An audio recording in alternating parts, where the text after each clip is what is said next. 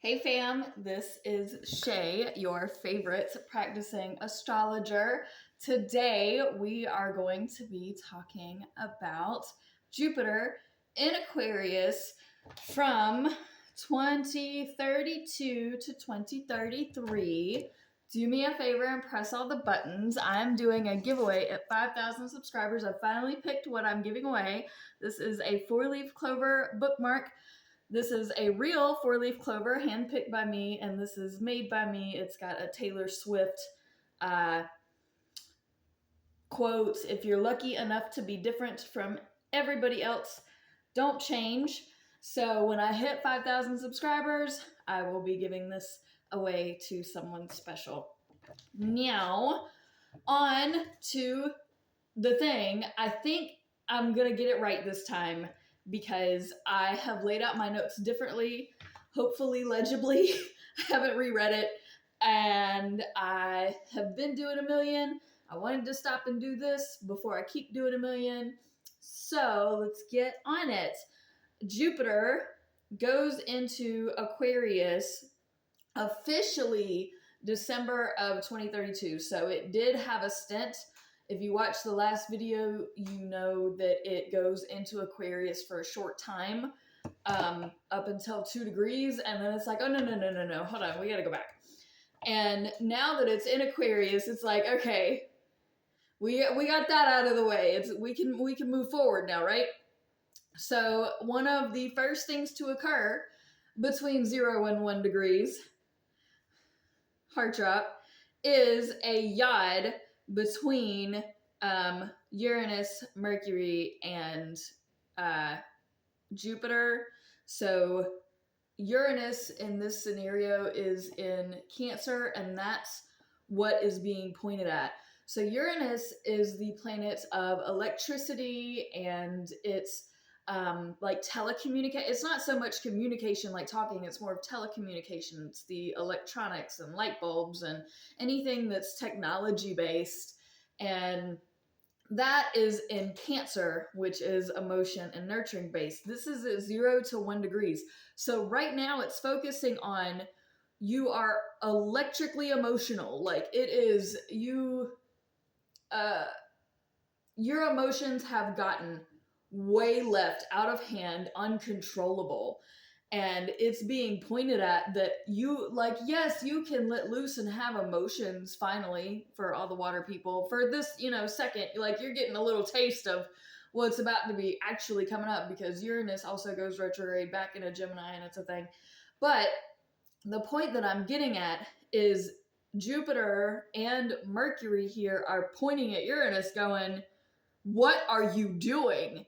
Because somebody is a wreck. Somebody is just gone off the deep end and needs mental health services. So, and I only brought Mercury up because it was very relevant, because Jupiter and Mercury are calling Uranus out, and Jupiter and Mercury are also about communication. So everybody is communicating incorrectly, by the way, because this is 0 to 1 degrees. So 0 degrees, Jupiter in Aquarius. Jupiter is large expansion, like public speaking communication. And Aquarius, it's random. Like that's the wild, Aquarius is the wild card of the zodiac. They dance to a different color. Like there's not even, like there can be a beat, but then they're not dancing, they're studying to it. Anyway, so the wild communication card, and Mercury being in Sagittarius, which is pop off at the mouth, which please try not to hurt nobody's feelings on purpose, are both like pinpointing the poor emotional person. So everybody needs to cut everybody some slack, take a deep breath, go do some meditation. Don't be that person. So then we have also an inconjunct at around 3 degrees, Saturn in Cancer, which is retrograde. So now we're communicating about the right things to do, and you think the right thing to do is cry about it now? And Jupiter in Aquarius is like, what are you thinking? What are you doing? And they're just like, gonna leave. Like, this is one of those, if people are gonna end their relationships, if they're gonna stop talking, like, this would be a good reason to do that. because not only is Saturn retrograde, so Saturn doesn't actually know, but in Cancer, a water emotional just doesn't, it's a spiral sign. Um, then we have Jupiter conjunct Pluto at around 14 degrees. So this is, sometime later. There's been some aftermath, other things happening with other planets. So this is a little bit of time later. Things have cooled off, and decisions have been made. And then we have a conjunction, so Pluto in Aquarius, which is the transformation of the collective. So possibly a big public speaking event. But whatever this is, it is a good thing. I do usually favor conjunctions because it's in sync. They're together. They're on the same page.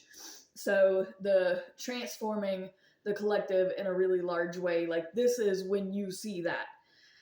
Then we have a sextile to Neptune in Aries at 15 degrees. So Pluto and Aries for years, I say years, I don't have those types of notes on me, but for a very long time, they have been right together in this sextile in their signs.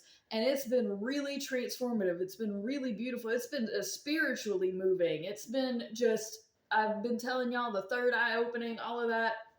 So now we have Jupiter also conjunct Pluto, sextile Neptune. So this is really big, really good, really just, it hits us in all the right places.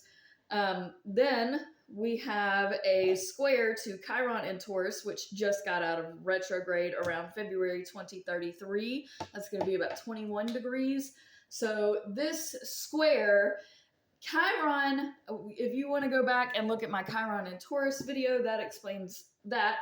And Jupiter in Aquarius, so both of them are stubborn. They're fixed signs. So it's bashing heads. And in this scenario, Chiron, I want to side with Chiron because it's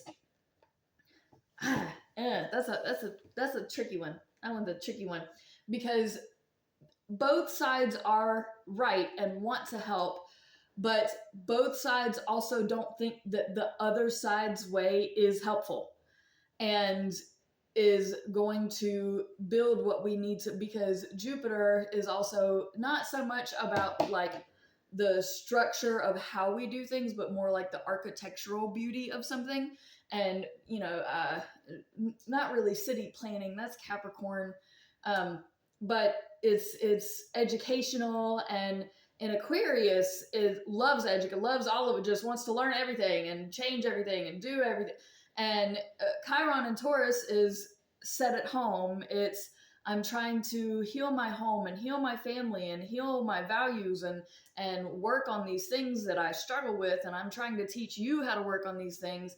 And the person is just not learning and not receiving it.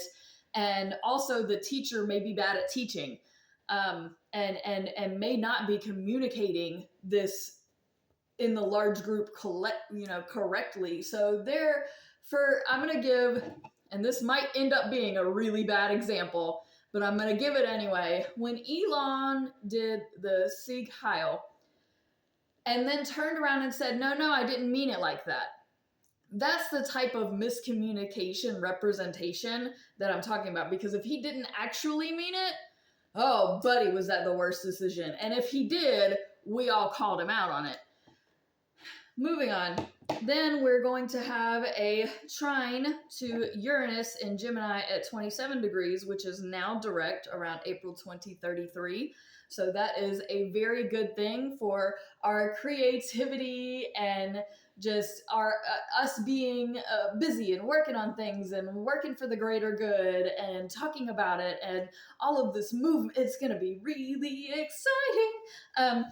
Then Jupiter goes into Pisces for a short stint from April 15th, 2033 until September 13th, 2030. A roundabout, remember, anytime that I mention dates, times, degrees, it's an estimate. If you need specific information, I need to do a reading specifically for you.